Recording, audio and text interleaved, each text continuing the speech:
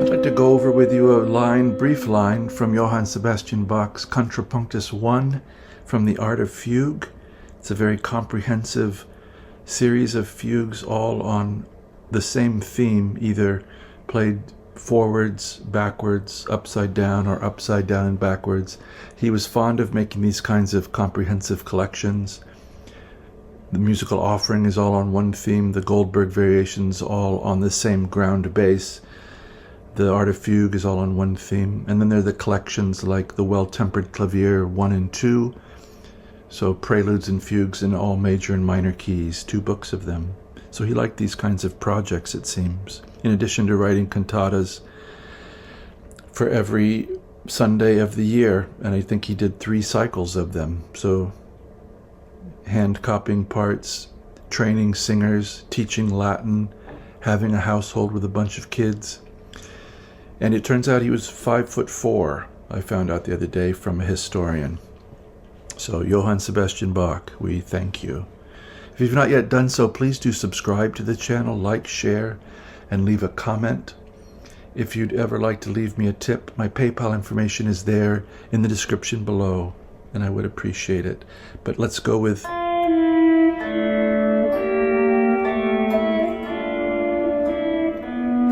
we're going to break down this line and see what's happening. So this is just a line between the tenor and the alto part. As I often do, I just take 2 lines that are complementary, that work well together, that we can physically play, and start to look at how we might integrate them into our improvisation. So a real statement of D minor. F, E, D with an A underneath.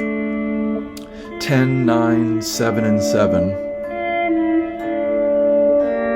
Then these voices are going to split. The lower one's going to go lower and the higher one's going to go higher. We're going to get from 7 and 7 to 8 and 8, B flat and G, a G minor chord in first inversion. And now A and E, a little A7 chord. Getting ready to go to D minor.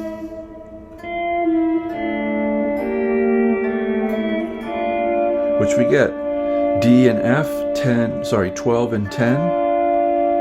But right away, this is a sequence, so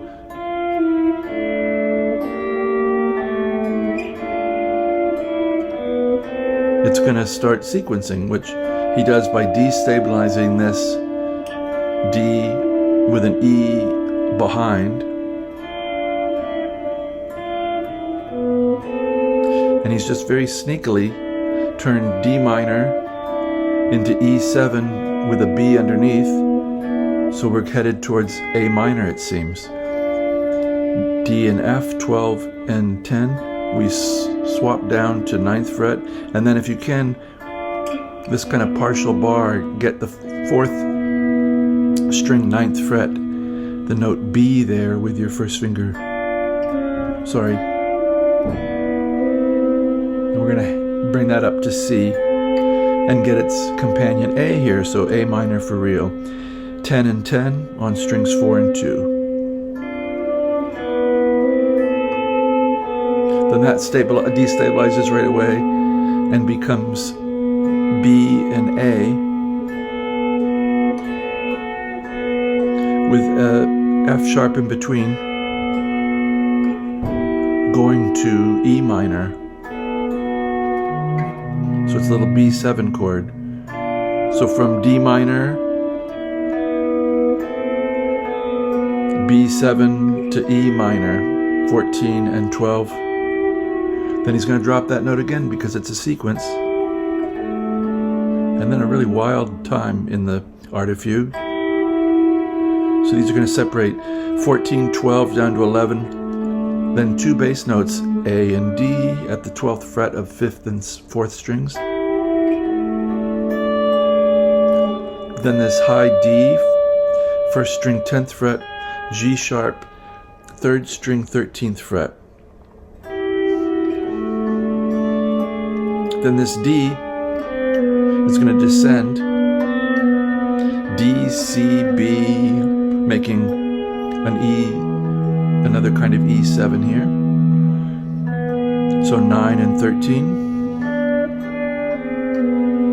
Then C and A again, we've really arrived in A minor. So a complete statement of A minor. 10 and 10, using last two fingers. 7, 9. C, D, E, A, C.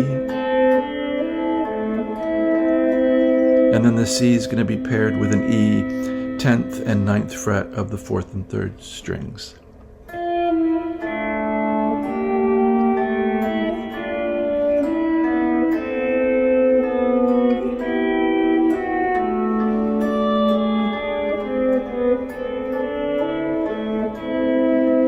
So that is a little line. I will put a link to Contrapunctus 1 in the description below. Feel free to listen to the entire thing. I look forward to hearing from you if you have questions or suggestions for future videos. And as always, I wish you a very good day.